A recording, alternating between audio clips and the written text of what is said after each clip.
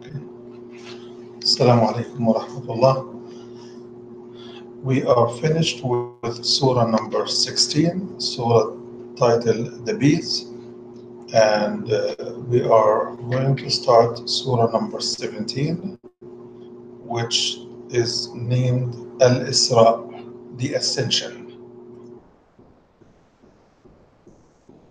In the beginning of this Surah, it is going to be talking about the struggle around the Al-Aqsa Mosque and the ascension of the Prophet, the trip from in which he was moved from Mecca, from the Masjid al-Haram in Mecca, the Holy Mosque in Mecca, to the second Holy Mosque in Al-Aqsa.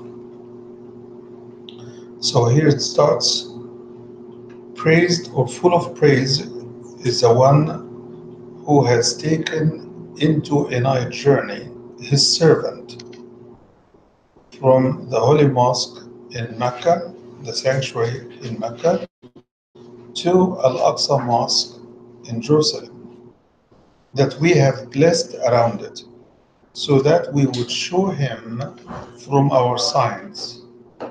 He, referring to Allah, He is the all-hearing, all-seeing. This ayah refers to a journey that Allah took His Prophet Muhammad from Mecca to Al-Aqsa Mosque.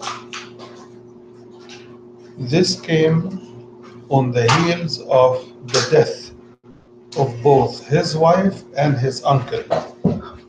And Prophet Muhammad was suffering from the severe persecution by the polytheists of Mecca.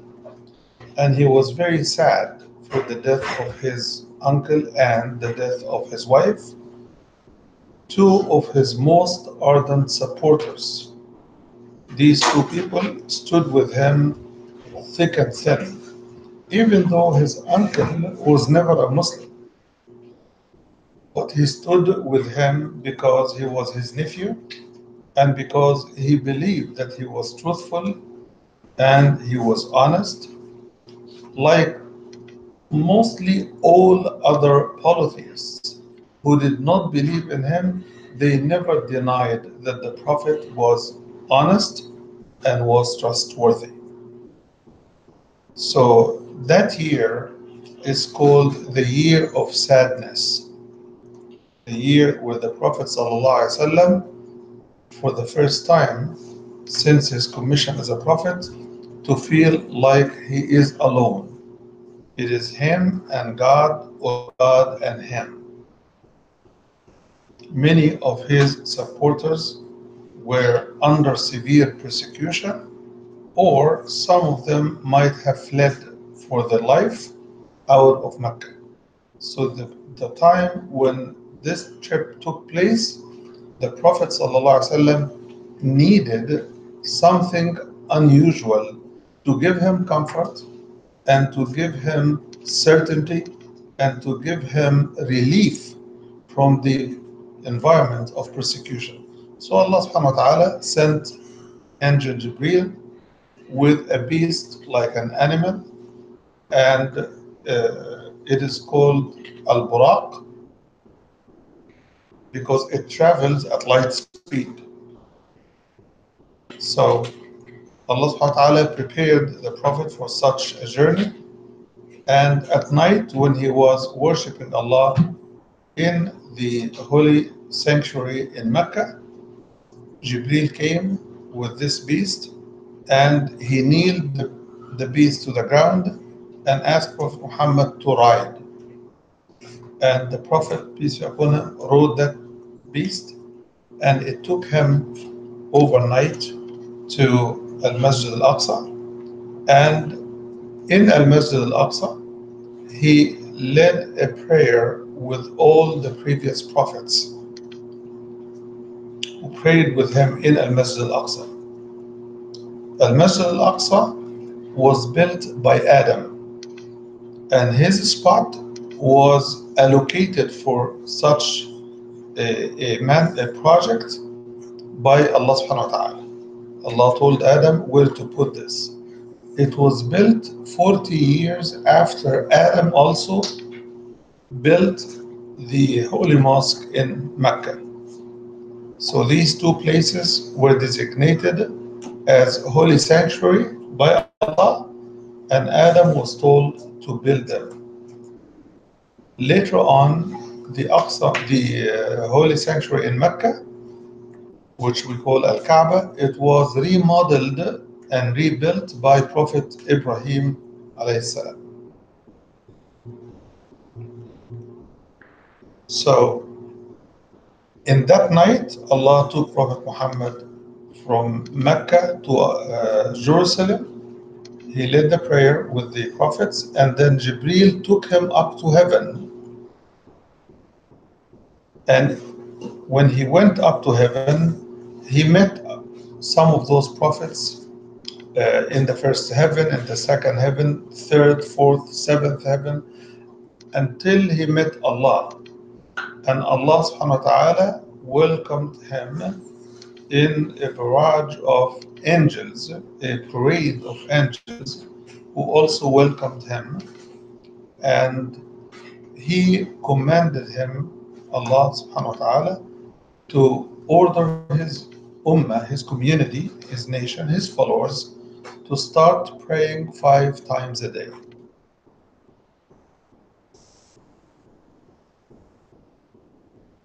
So Allah took Prophet Muhammad all of this, and he came back at the same night with all of the things he had seen on his way up, on his way down, and he came back, was brought back actually to Mecca, and he went to his bed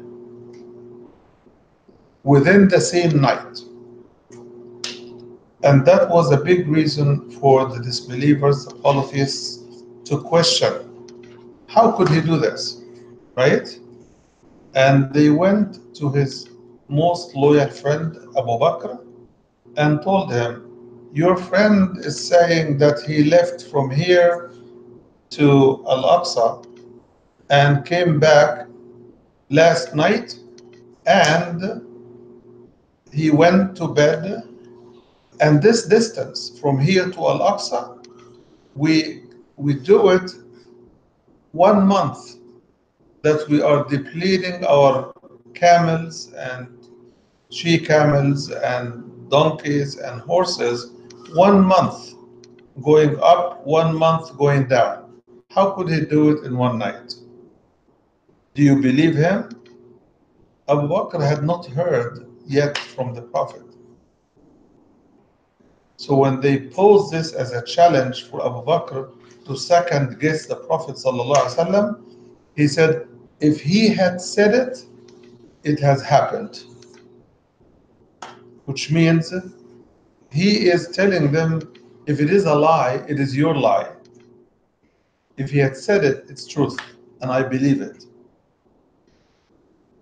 And from that moment, Abu Bakr was called As-Siddiq, the confirming loyal friend, who never belied the Prophet, who always believed him and believed in him.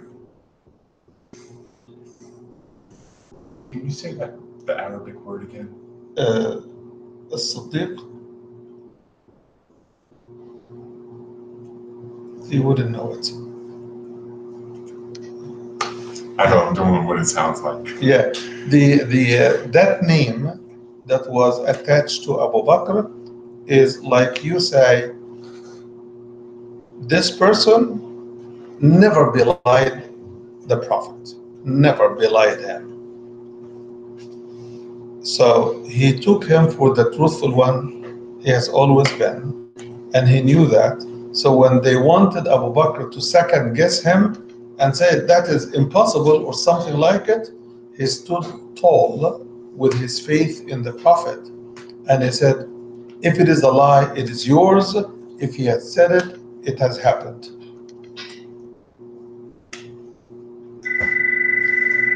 This journey took place in the seventh year after Prophet Muhammad was commissioned by Allah as a prophet.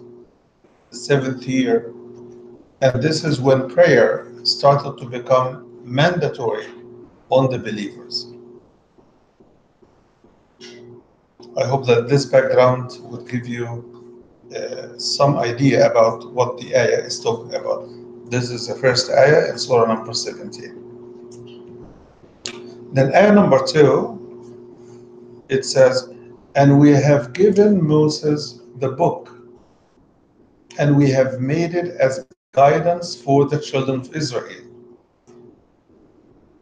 that you should never take an agent, a guardian, a protector, except me.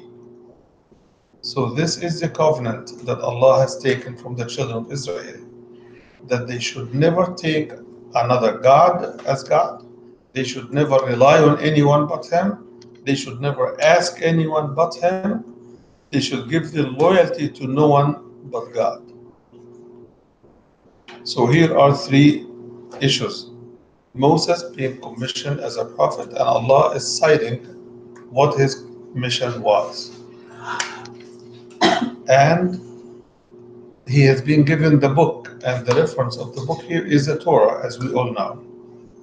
And we have made the book and this prophet Moses as a guide and guidance for the children of Israel, so that they may never take anyone as their Lord, their God, their reference, but Allah. Okay, then it moves, ayah number 3, it moves to talk about Noah. Then it says, this is the progeny that we have carried over with Prophet Noah. You know that Prophet Noah came years before Prophet Moses, right? Maybe thousands of years, God knows. Okay? So here it is citing the children of the generation of Prophet Noah who were carried. These are the children of this generation, the generation that was carried with Noah in the ark. And then it describes Prophet Noah as a grateful servant. He was a grateful servant of Allah. Then, ayah number 4, and it has been prescribed to the children of Israel in the book that they will corrupt or spread corruption in the earth twice. The word corruption in the Quran, or spreading corruption, means spreading evil, something evil.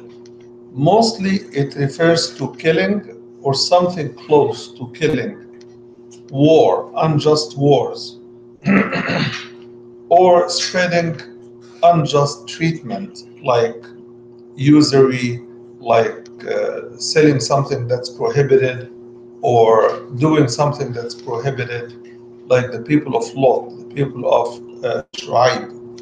These prophets had people who were corrupt and corrupting.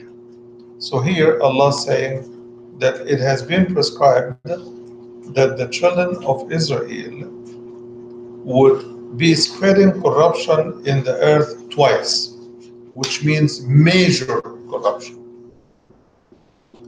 And that you will be in a higher position. They will be empowered. They will be empowered twice in their life, which means from there until the day of judgment.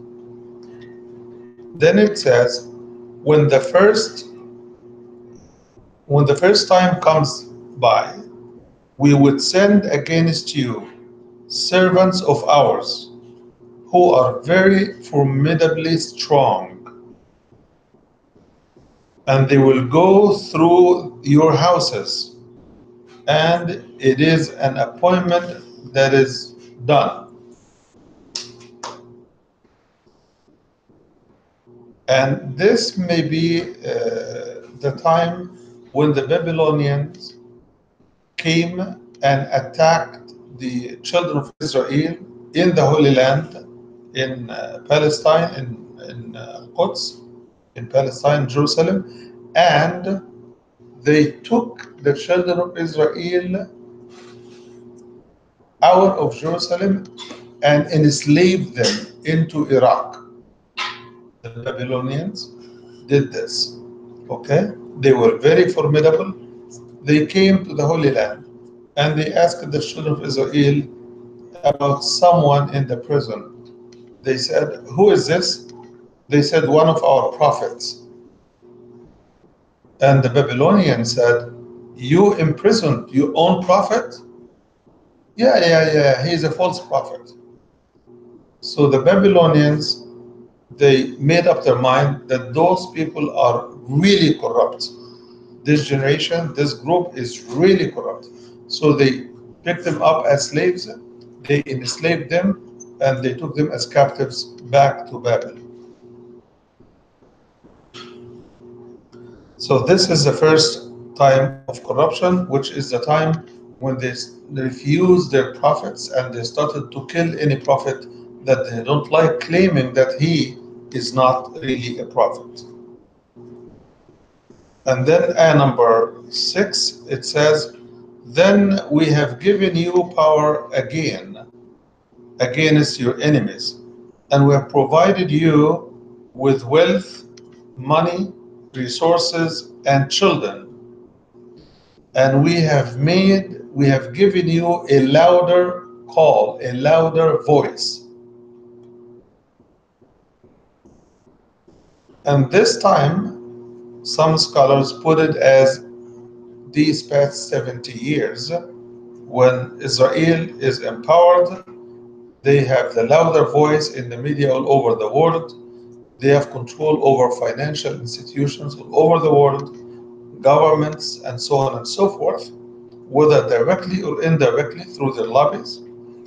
And they have a louder effect and a stronger effect on public policies, on wars, peace, nation building, nation destruction.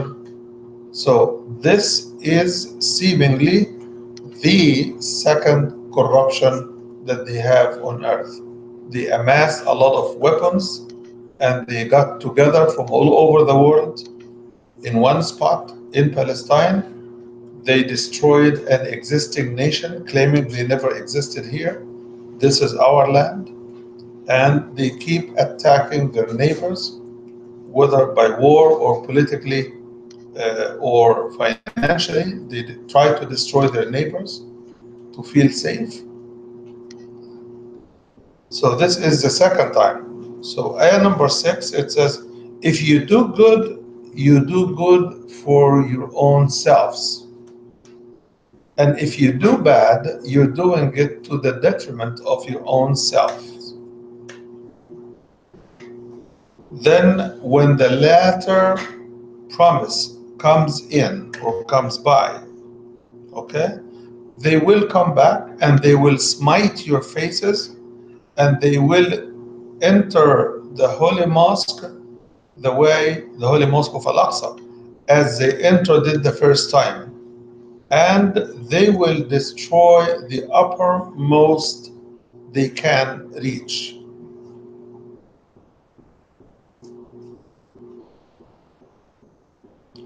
And number 8, "Maybe your Lord may bestow his mercy upon you. But if you go back," which means if you go back to corruption, if you go back to war and bloodshedding and so on and so forth, if you go back, we will go back, which means if you continue to do corrupting of everything and everyone, we will send your enemies against you again. And we have made Jahannam, which is hellfire, as a mat for the disbelievers.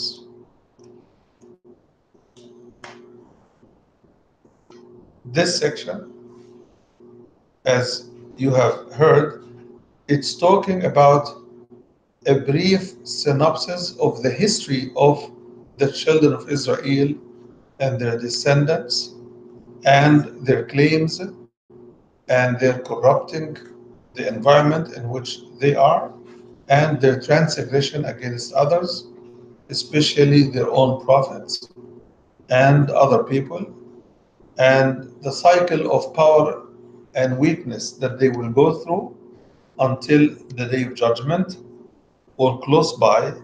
And when the latter promise comes, Allah is saying that He would send their enemies against them to smite their faces and to re enter the Al Aqsa Mosque as they entered it the first time.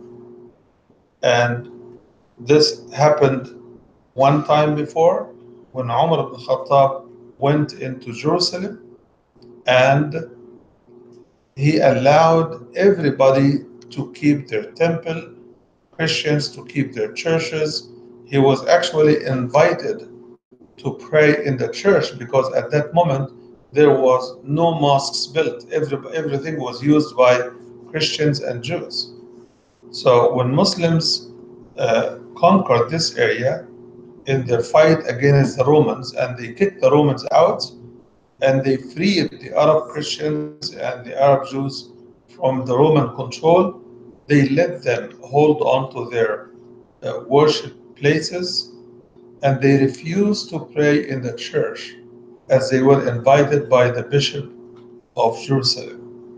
Omar said, I don't want to pray in the church lest Muslims would claim it as their own and come to take it over. So he refused and he prayed in the open space. So as they entered peacefully and humbly, the Quran here is saying, Allah is telling them, at the latter time, it will be a war of destruction. They will destroy whatever high stuff that you have built up. Unless you go back to Allah so that He may give you mercy if you commit to the covenant. And if you turn back on your heels and go back to corruption, we will resend your enemies against you again and again. I will stop here because this section is unique in the Quran. It doesn't repeat itself somewhere else except one ayah at the end of Surah 17. We'll get to that when we get there, but I want to give you a chance to digest and ask some questions on this part. I do have a question. Yes. Jewish Christians in the time of Rome, was it illegal? Was Christianity illegal? But Muslims took control to free everyone there? Can you explain Yes. that? By that time, Rome has co-opted Christianity and co-opted Christians as presumed citizens of the Roman Empire.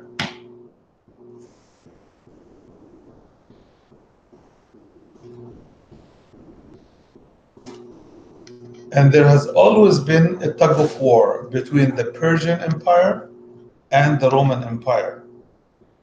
And this tug of war, the battlefield was mostly Palestine and Syria and Jordan. This whole area used to be called Asham, Asham, Asham, Asham.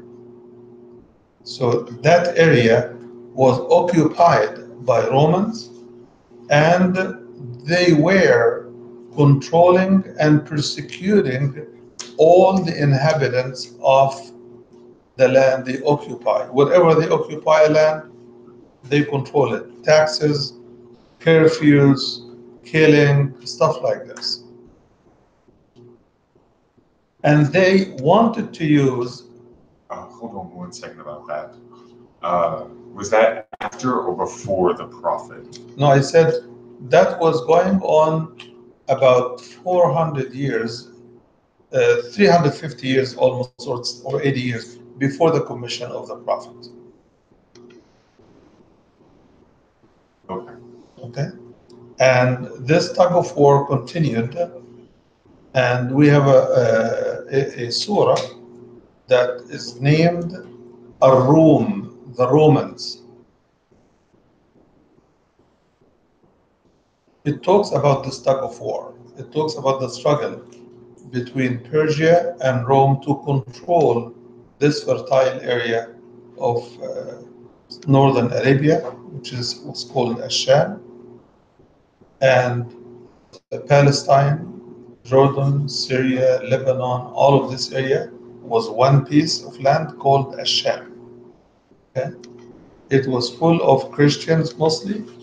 Jews also were living there. And the Roman Empire wanted to use the Arab Christians as an army backed by the Romans to fight this new community of the Prophet, peace be upon him. And they threatened, we explained this in Surah number 9. Surah number 9, we explained the Battle of Tabuk, the Battle of Muta, M-U-T-A, and those were fights that came as a result of the Roman threat to the community of the Prophet. So the Prophet sent expeditionary forces from Medina all the way north to the area of Palestine, and they fought back against the Romans. The Romans were 200,000 men army, and in the second battle it was even more than that. And the Muslims were only 3,000 people, 3,000 fighters who have been exhausted traveling through the desert in the summer, in the heat of the summer.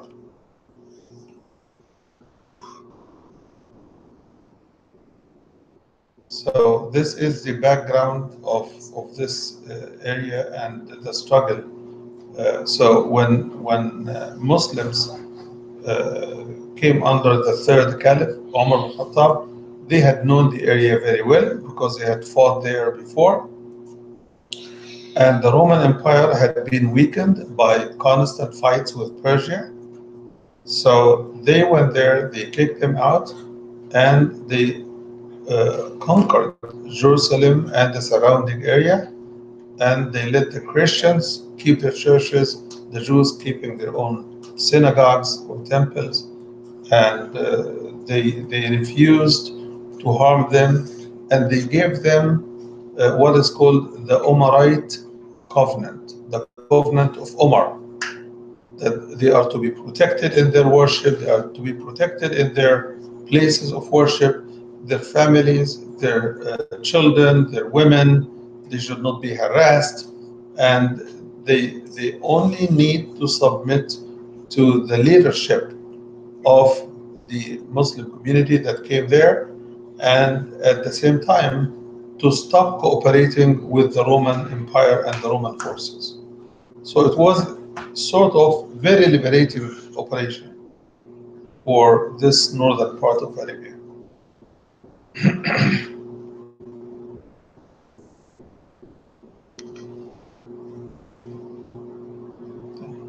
Any question? Question.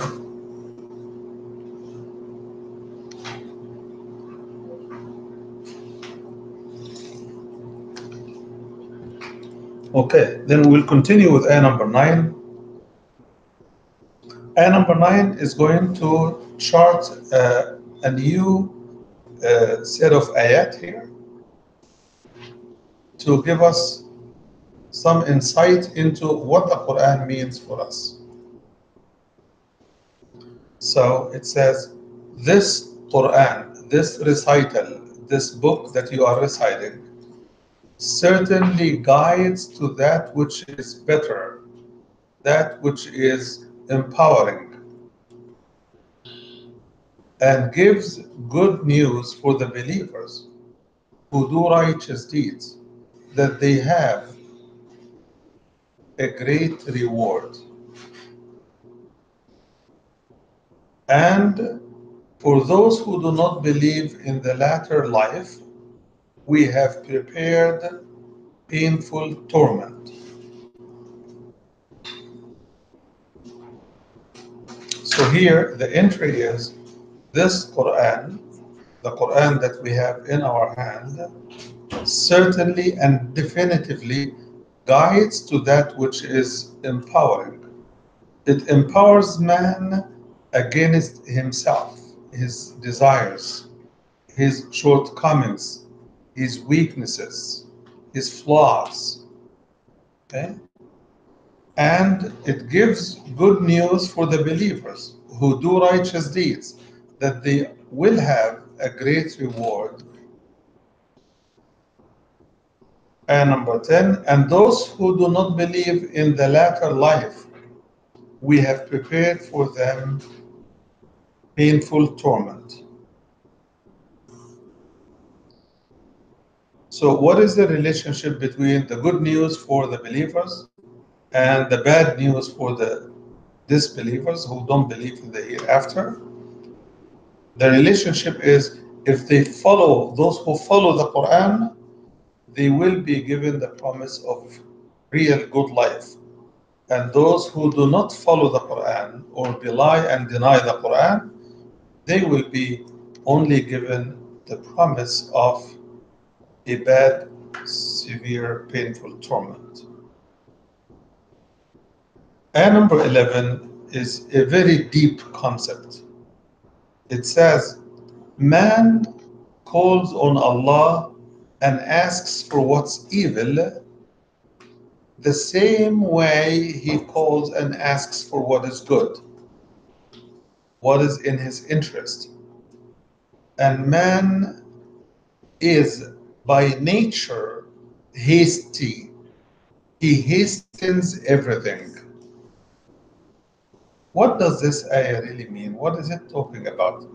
The ayah is saying that sometimes we people ask for something and we think we are asking for something good.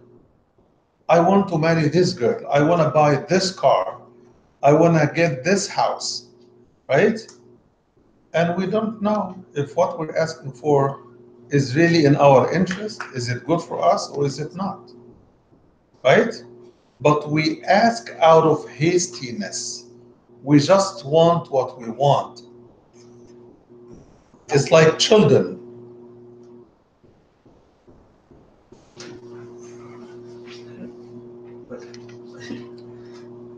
Children want what they want. They do not care as to what is in their interest. In reality, children and adults who think and behave like children, they want what is joyful, what is pleasant, what is easy, what is fun, even if it is not in their interest.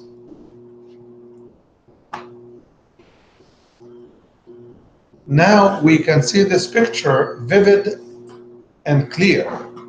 We have it. The technology we have, right, has shown us how much childish we adults are. So we tell our children, leave the iPad, don't play with this, and we are playing with the phone. Maybe you are not playing games, but we are playing. We are wasting our time. So man has this in his nature. He or she wants to have what they want, irrespective of what is in their interest and what is harmful. So ayah number 12, and we have made the night and the day as signs and miracles. And we have hidden the night sign, and we have made the day sign clear, vivid, and obvious, visible, so that you may seek the bounties of your Lord, and so that you may know the number of years and calculations.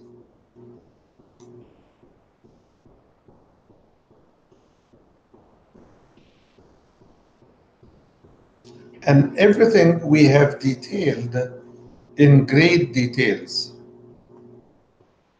So let us go back. What is this ayah, number 12, talking about? We have made the night and the day as two signs. These are two signs that are opposite to each other.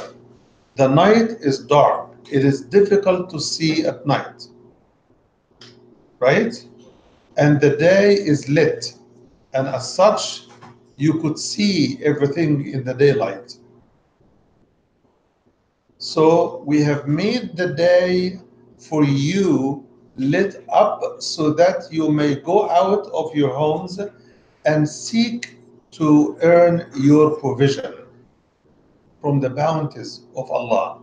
So Allah is the one who provides, but we have to earn our share of His provision. So no one should sit on their hands and say, Allah provides, so I don't have to work, right? No, you have to work. Because Allah said also in the Quran that man gets not anything except that which he works for. So we have to work to earn our living.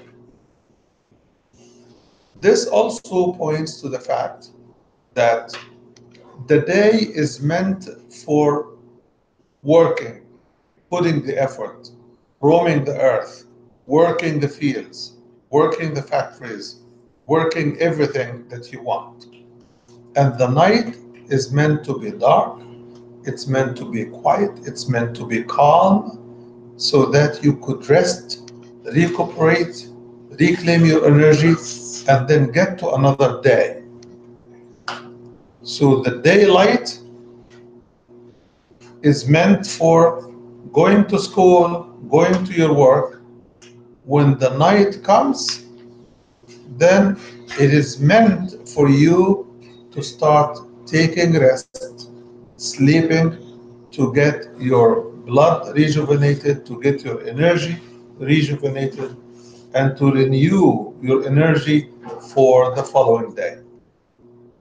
Scientists tell us that the best hours for sleep, for deep sleep, are the hours between 1 a.m. until 4 or 5 a.m. It depends between winter and summer. Because in the winter, the night is long. In the summer, the night is short.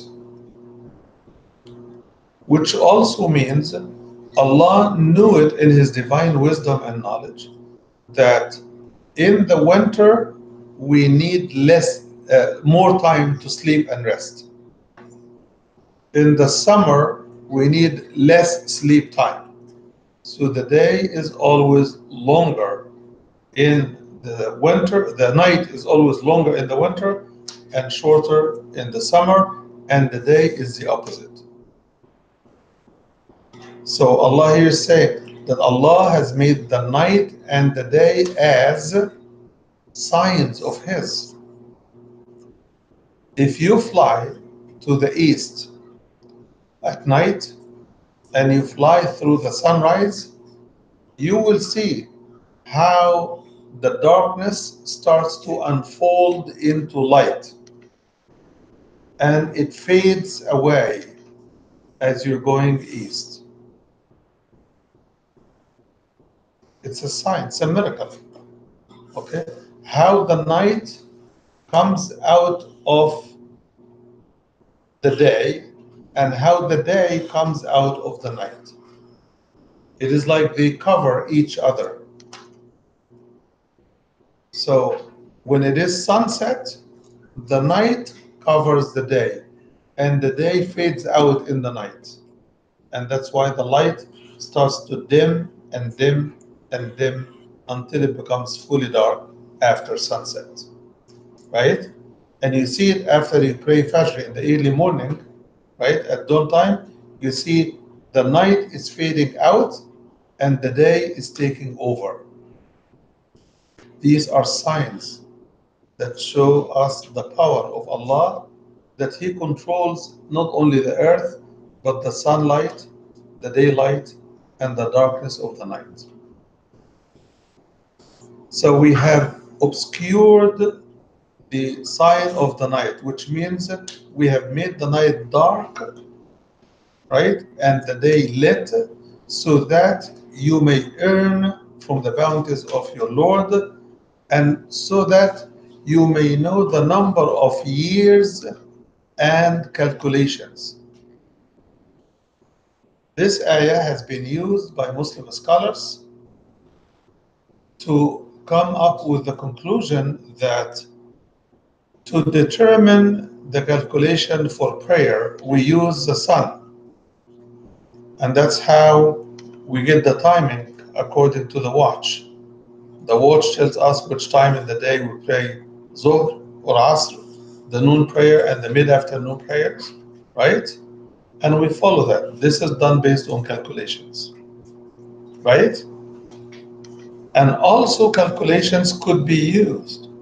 And we are, Muslims in America, are actually calculating the lunar calendar according to computer models to tell us when the new crescent will be born every month for hundreds of thousands of years, if you will, in perpetuity. So Allah is saying, so that you may know the number of years, this is the sun. And al-hisab, calculation, is for you to calculate the number of months and days of the month based on the birth of the new crescent to determine the lunar calendar. So there is a solar calendar and there is a lunar calendar, which is the year according to the sun, which is calculated based on the earth rotating in its orbit around the sun, right? And the lunar, which is the moon rotating and revolving in its orbit around the earth. So we have 2 years that we can calculate based on the cycle of the earth around the sun, which is a solar calendar, and the moon around the earth, which is the lunar calendar. The lunar calendar is the Islamic calendar. The Jewish calendar is also a lunar calendar. But they have a way of mixing the lunar and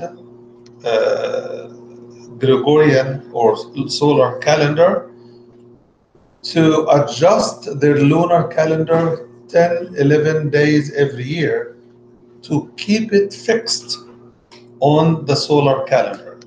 So you have Rosh Hashanah, you have Yom Kippur, all of these days are fixed on the solar calendar, which is January, February, March, April, May, June, July till December, right? And to fix their celebration days, they adjust the celebration day from the lunar calendar to the solar calendar. We Muslims follow only the lunar calendar, and the lunar calendar starts off from the migration date of the Prophet. This is the beginning of the Muslim lunar calendar, which is called Hijri calendar, Hijri, Hijri calendar. So that's why Ramadan keeps shifting, because the lunar calendar is 365, the solar calendar, 365 days a year, and the lunar calendar is 355 days a year, and that means that there are 10 days between the two. Every year they keep shifting. That's why Ramadan and Eid, they keep coming, sometimes in the summer, sometimes in the winter.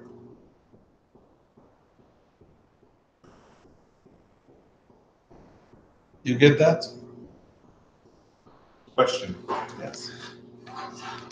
Scientist from the Quran read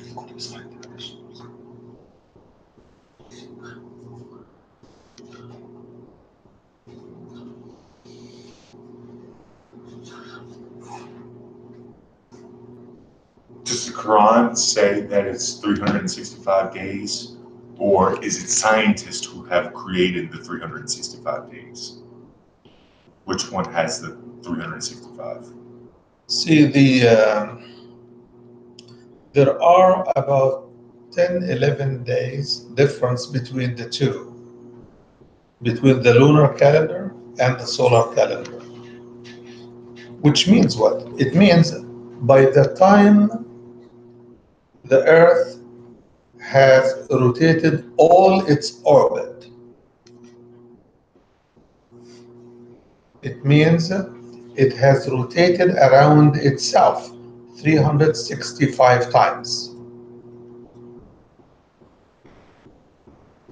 By the time the moon circles its orbit around the Earth,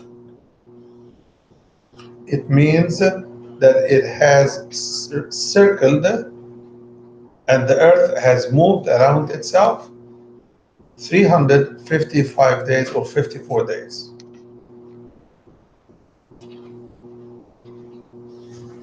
Okay? So there are an average of 9 to some days between the lunar and the solar calendar every single year, and those are the ones that make the difference between the solar and the lunar calendar, and they make the difference between Ramadan coming in the summer and then in the winter and then in the spring and so on and so forth. So it keeps moving forward.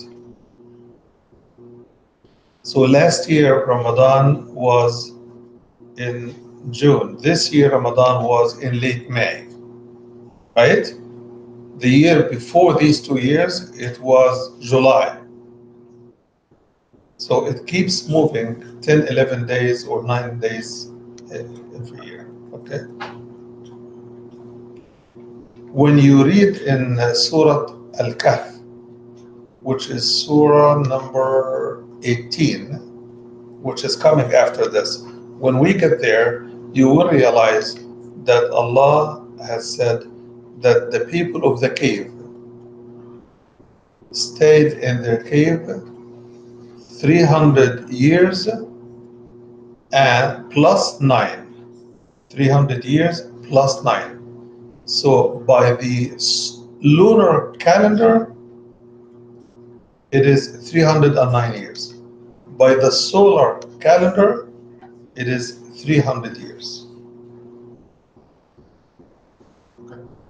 Okay? Why is that? Because every year 10 days. So in 100 years, it's 1,000 days. So every 100 year, it's about how many? It's about 3 years. So in 300 years, the difference is 9 years.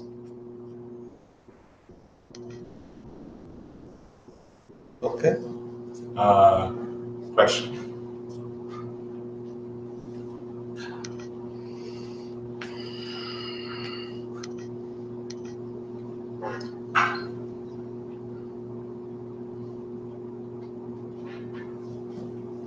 If we were to count how many days are in the Quran, how many would there be? Days of what?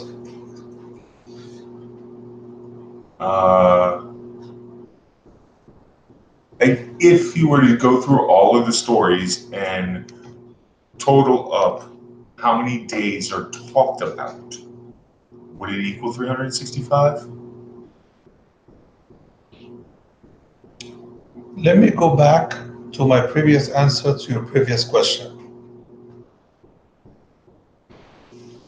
Obvious information that Allah knows that we know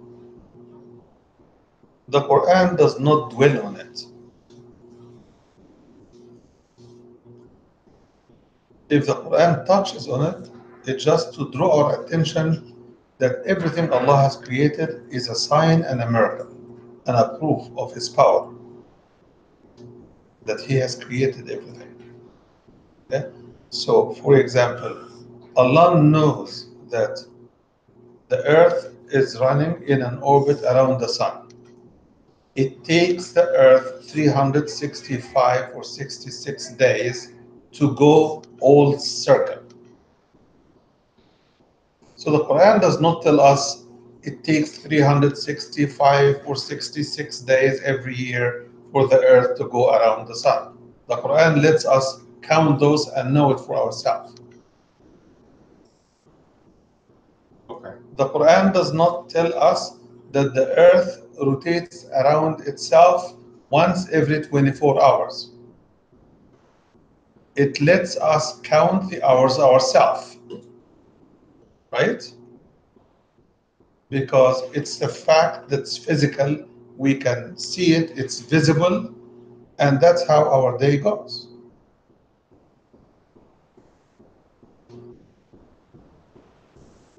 I hope this answers your question. Okay, so here we have it that the day and the night are signs from God. The day is meant for us to earn our living, roam the earth, work as hard as we can, as diligent as we can, and to keep being mindful of Allah, because the sources of everything are in His hands, right? And we must work to earn what we want. We cannot avoid working. We can't. Okay, so ayah number 13. And every human being, we have given him tied to his neck his own omen, Omen.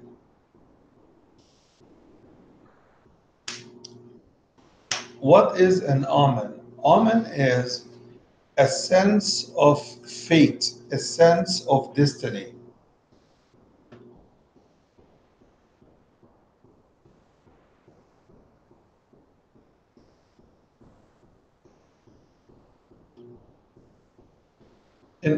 In the Arab pre-Islamic ignorance era, people used to use things to inspire them to feel good about something or to feel bad. One of the things they used to use was to fly birds into the sky.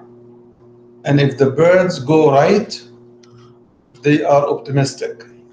If the birds go left, they are pessimistic.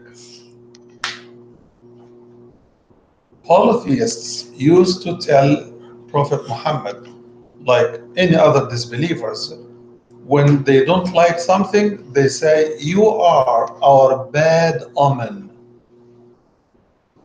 And Allah would answer them and say, "Your bad omen is in your own neck. It is up to you. It is your imagination. But Muhammad is the greatest news you will ever have."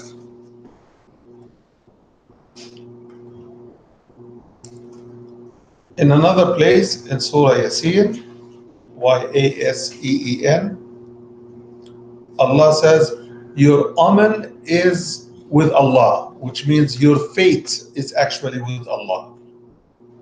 Okay? What does this mean?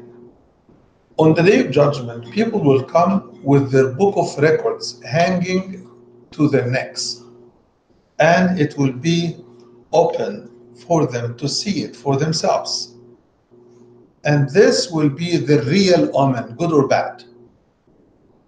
This is what this ayah is talking about. It says, and every human being will come on the day of judgment with his own omen hanging in his neck, referring to his own book of records, what he has done good, what he has done bad, including his intentions, including his words, including his efforts, including what he did to others, the way he spoke, the way he worked. Was he honest? Was he dishonest? Everything will be in that book. If we could, with a small chip today, keep record of a human being from birth to death,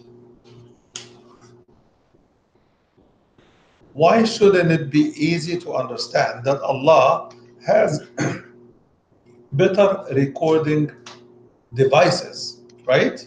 That's called your book of records, and it will be open for everybody to see. Everyone will be seeing, will be shown his own book. And here it goes. And every human being, we have stuck his own omen into his neck, which means hanging the book to his neck. And the book will be in front of him. And we are going to bring out for him on the day of judgment a book that is unfolded, it is open. You know that the word book in the Quran could be a piece of paper, which is referred to also as a parchment. Parchments are folded papers, right? But then it can be pulled out open. This is what we will get. It's going to be a book that is unfolded, it's open on the day of judgment. And this book keeps everything you have said, everything you have done. May Allah save us on that day. I got a question. Um, is it like an actual necklace, or is it like in your skin? Is it in your DNA? That's what the. No, it has nothing to do with DNA. It is an actual book that will be hanging in everybody's neck. It is when you put your own purse with a necklace and you keep it hanging here. So like a necklace of sorts. The hanging is a necklace, but the book is a book. The book is tied to the necklace, and the necklace is wrapping around your neck. Okay. Okay. So on the day of judgment, everybody will come and will show him his book, and it will be open for him to see and read for himself. And then verse number 14, it says, read your book. It is enough that yourself will be a witness against you today. You will read your own book. You will say, on that day, I yelled at my mom. On that day, I refused to do this. On that day, I disobeyed my teacher. On that day, I cheated on the exam. On that day, this and this and this happened.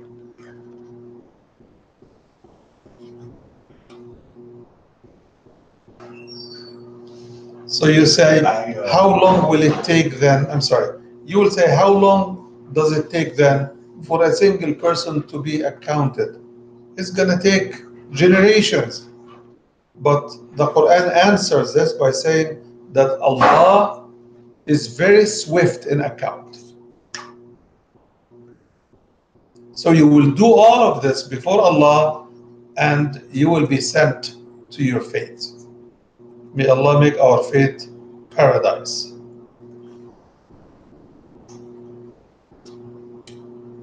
So this will conclude here this one today, and this is number 13,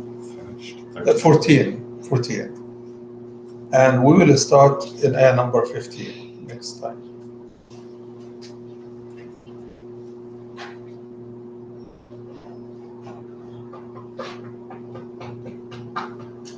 What's your question?